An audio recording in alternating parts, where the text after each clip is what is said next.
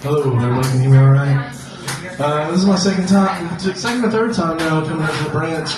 Normally I just come out here and ramble for a little bit about random life experiences. I'm not the traditional comedian where I'm like, boom, set up punchline. I kind of just tell crazy stories and find the comedy within. I don't know if y'all guys from around here know a couple of local places. Proctor is nearby. You lived there for a few years. A wild place. A beautiful place, but I don't know if y'all have ever heard of Beth, but yeah, it's huge in our corner of the United States. And so don't do that, guys, because I've seen the ramifications of that. Proctor Christie Valley is now the last episode, the last movie of Mad Max. That's where they need to be filming today. So I lived out there with my ex, just sitting out there making blowguns in the front yard. That's all there is to do in Proctor. And so I'm out there, and our neighbors, this guy, everybody on there has either one family member or all of your family is on meth. Proctor Valley is rugged. And but our neighbor right across the street from us, his name's Verlin. He's a big-time tweaker. He's kind of like the kingpin of Proctor, if you could call him that. And he would sell all the meth to all the cool guys in town. And he lived in Grandma's old barn. He turned into like his tweaker palace, his paradise.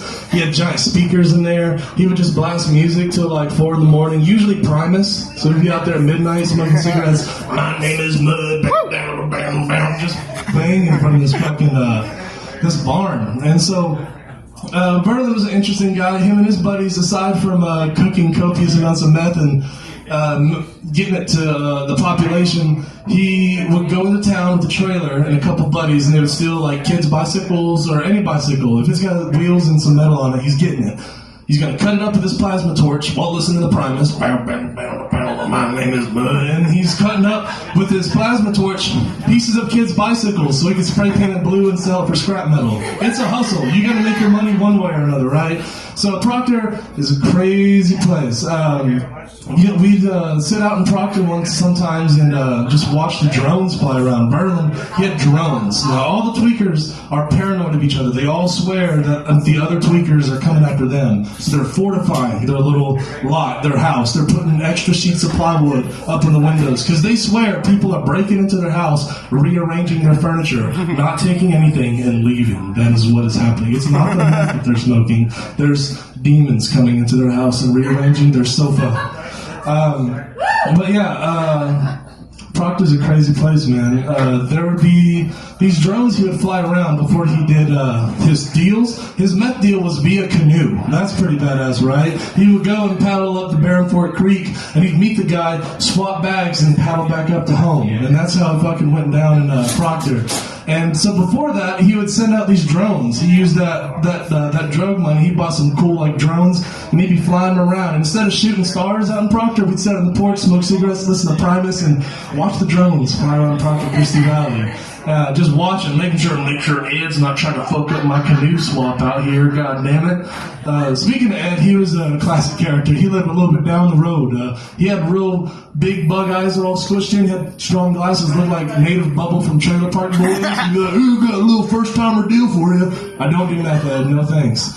But he liked to get a night vision scope on his gun and hunt little people in the middle of the night. He thought that was like a good use of his time. So they say don't go out after dark. Ed will shoot you.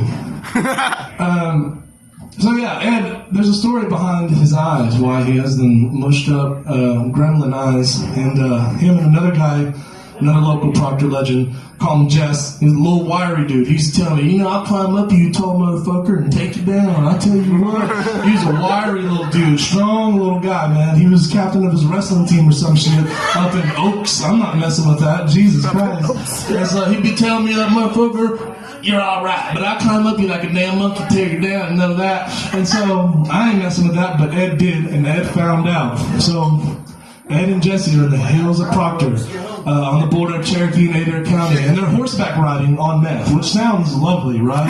You're just rolling a light bulb, and there's the sunset going over the mountains. You're like, let's trot another 5 miles, find another spot. And so Ed and Jess are rolling up the mountainside, and they're rolling up the light bulb, and they're just rolling around, and they're getting real angry. Some kind of dispute starts over the drugs. Fuck you, man. Fuck you. Ed pulls out his gun, Jess fucking wipes it out. Now Jess has the upper hand. And like he said, he'll come up you like a monkey and take you down. And so he went and just started mushing Ed's eyeballs, just all up, just mushing, just did relentlessly.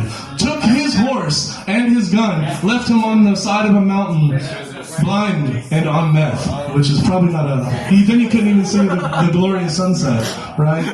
Yeah, man, I don't really know what I'm rambling about. It's the end of the night. I'm glad y'all even here. Like, only the cool guys are still here, right? Everyone else here.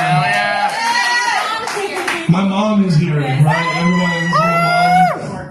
That's how I learned to ramble and not stop talking. So thank you guys for coming out. I'm done. That was my set. Don't do meth, guys. It's bad. I do stand-up on... We host open mic at Ned's first and third Wednesday of each month. So come over there after here. It starts after this ends.